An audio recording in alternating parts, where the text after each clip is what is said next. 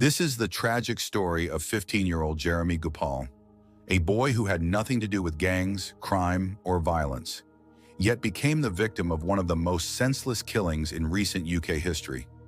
Today we're breaking down what really happened, why he was targeted by mistake, how the killers were caught, and why this case still haunts London.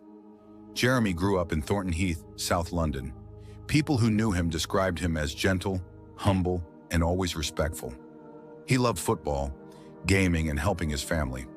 Friends said he was the kind of kid who would avoid trouble, not run toward it. He wasn't in a gang.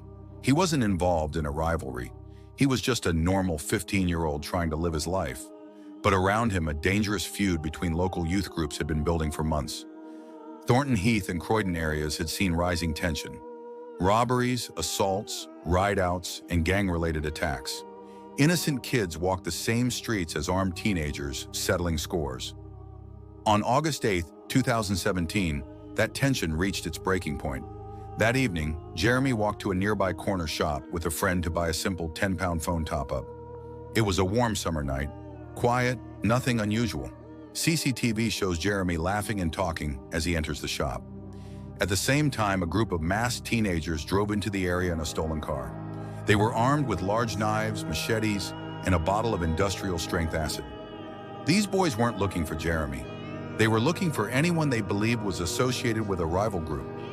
Their mindset was simple and deadly. If you look like the enemy, you are the enemy.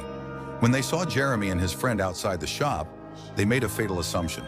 Detectives later confirmed the attackers didn't know Jeremie at all. There was no conflict, no history. It was a completely mistaken identity attack. The car stopped, the doors opened, and suddenly the quiet street turned into chaos. Jeremie noticed the masked figures running toward him, weapons out. He tried to escape with his friend.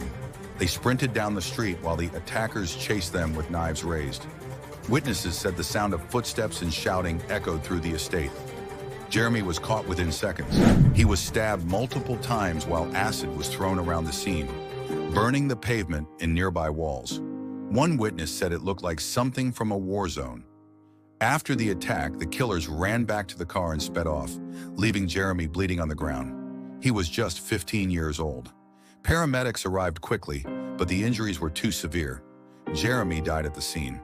The community was shocked. An innocent boy murdered for absolutely nothing.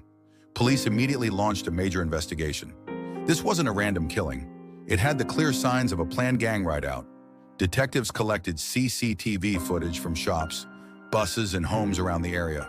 They traced the stolen car. They tracked phone locations, messages, and social media posts.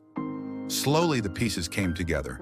The biggest shock came when investigators identified the attackers. Several were just teenagers themselves. One was only 14 years old. Another was 16. These weren't hardened adult criminals. They were kids lost in gang culture, willing to kill a stranger to prove loyalty. In 2018, multiple teenagers were convicted in connection with Jeremie's death. Some were charged with manslaughter, others with violent disorder.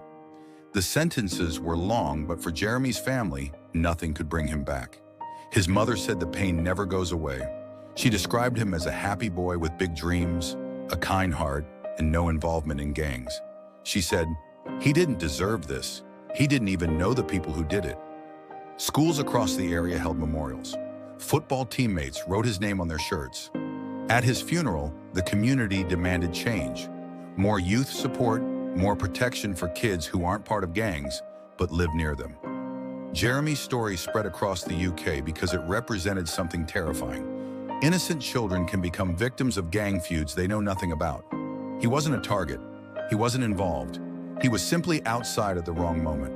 And that is what makes this case so heartbreaking. The killers didn't even know who they were attacking. They acted on pure mistaken identity, and their actions destroyed a family forever. Police officers later said the case still haunts them. One detective said, "Jeremie did everything right. He stayed out of trouble, he focused on school, and he cared about his family, and yet he became a victim of the violence happening around him." Today, Jeremie's name is a reminder of the innocent lives lost in London's ongoing youth violence crisis. It's a reminder that knives don't just hit gang members. They hit families, communities, and kids who had bright futures ahead of them. If you want more real street cases like this, make sure you subscribe.